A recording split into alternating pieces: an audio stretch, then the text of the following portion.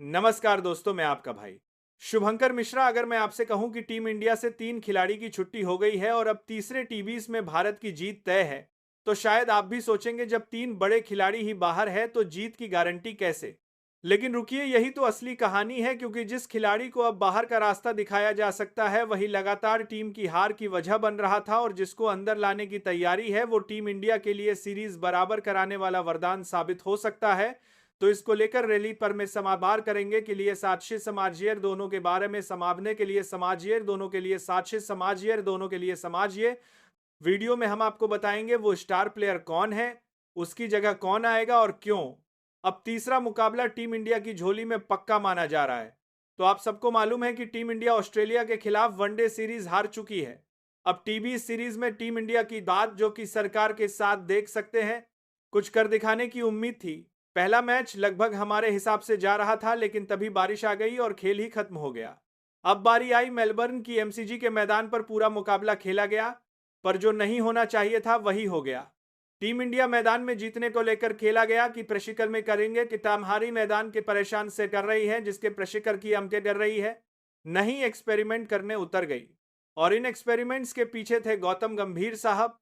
उनके कुछ फैसलों ने पूरी टीम की लय बिगाड़ दी।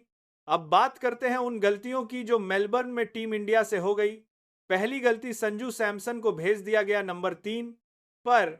आप सोचिए, एक खिलाड़ी जो आमतौर पर नंबर 5, 6 या 7 पर बल्लेबाजी करता है, उसे अचानक नंबर 3 पर क्यों भेजा गया, वो भी बिना किसी तैयारी, बिना किसी प्लान के।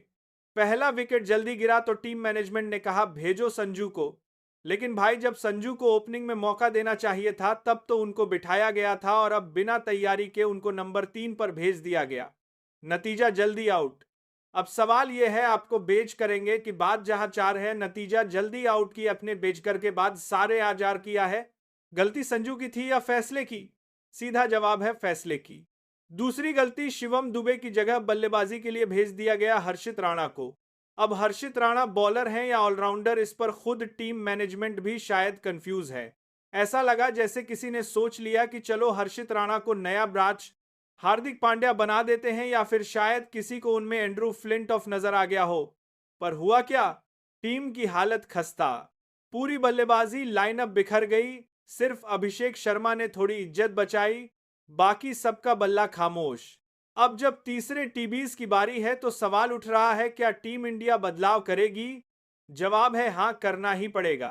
कम से कम 2 बदलाव जरूरी है, और अगर हिम्मत दिखा दी तो 3 भी होने चाहिए। अब मैं आपको एक एक करके बताता हूं वो 3 बड़े बदलाव जिनसे भारत को तीसरे टी20 में जीत की गारंटी मिल सकती है। पहला बड़ा बदलाव, शुभमन गिल को आराम दो। जी हां, यह सुनकर शायद कुछ फैंस को बुरा लगे, लेकिन सच्चाई यही है कि शुभमन गिल का टी20 में प्रदर्शन लगातार गिरता जा रहा है। पिछले 9 टी20 मुकाबलों में गिल का सबसे बड़ा स्कोर रहा है सिर्फ 47 रन। उसके बाद दूसरा हाई स्कोर 30 के आसपास। औसत की बात करें तो उतना कम है कि बताना 7 होगा ही शर्म की बात लगती है। अब भले ही गिल टीम के वाइस कप्तान हैं, लेकिन अगर परफॉर्मेंस नहीं है तो पोजीशन का क्या फायदा। अगर मैं टीम मैनेजमेंट की जगह होता तो साफ कहता, गिल भाई हमने आप पर भरोसा किया, लेकिन अब सीरीज बचानी है तो हमें फॉर्म में खिलाड़ी चाहिए, नाम नहीं। आपको याद होगा 2007 के ऑस्ट्रेलिया दौरे पर वीरेंद्र सहवाग और गौतम गंभीर जैसे खिलाड़ी ड्रॉप किए गए थे। जब टीम को बैलेंस बनाना था, टीम की जरूरत सबसे ऊपर होती है। इसीलिए अब वक्त आ गया है कि गिल को थोड़ी छुट्टी दी जाए और उनकी जगह संजू सैमसन को ओपनिंग करने का मौका दिया जाए अभिषेक शर्मा के साथ, क्योंकि सच्चाई यह है अभिषेक और संजू की जोड़ी पिछले कुछ सीजन में धमाल कर चुकी है। दोनों के बीच बेहतरीन समझ है और दोनों पावर प्ले में शॉट्स खेलने में माहिर हैं।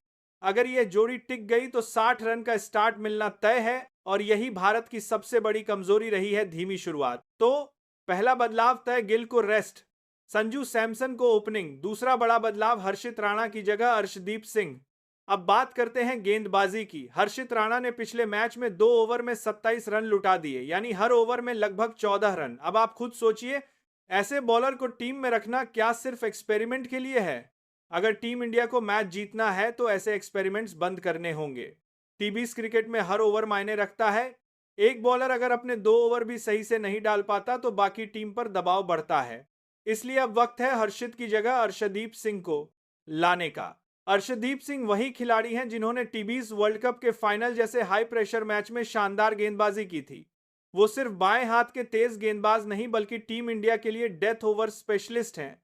आप आंकड़े उठा लीजिए, अदीप सिमेंटी के लिए डेथ ओवर स्पेशलिस्ट हैं, आपकी डेथ टेलियर में बड़ी लोग ही नहीं है। भारत के पहले ऐसे बॉलर हैं जिन्होंने टीबीज में सबसे तेज एक एक 100 विकेट लिए हैं। ऐसे खिलाड़ी को बेंच पर बैठाना एक तरह से अन्याय है, और जब जीत की बात हो तो ऐसे बॉलर को तो टीम में लाना ही चाहिए। अगर अदीप आते हैं तो बुमराह और अदीप की जोड़ी डेथ ओवर्स में विपक्षी बल्लेबाजों के लिए सिरदर्द बन सकती है। दोनों के पास स्विंग है, दोनों के पास यॉर्कर है और दोनों दबाव झेलना जानते हैं। तो यह दूसरा बदलाव टीम इंडिया की गेंदबाजी को पूरी तरह बदल देगा। दो बदलाव हमने समझ लिए, पहला बल्लेबाजी का, दूसरा गेंदबाजी का। लेकिन असली संतुलन तो तब बनेगा जब टीम के अंदर एक और स्मार्ट चेंज किया जाए, और वो तीसरा बदलाव टीम को बैलेंस और ताकत दोनों देगा। तीसरा बड़ा बदलाव शिवम दुबे या रिंकू सिंह। अब देखिए, शिवम दुबे टीम में है बतौर गेंदबाजी का बाई की तरफ से मेही की कारी परेश। शिवम दुबे टीम के आपको सारे डालेस के आज परारे की है ऑलराउंडर। लेकिन सवाल यह है कि क्या शिवम दुबे को टीम में ऑलराउंडर के तौर पर रखा गया? लेकिन न बल्ले से रन निकल रहे हैं न गेंद।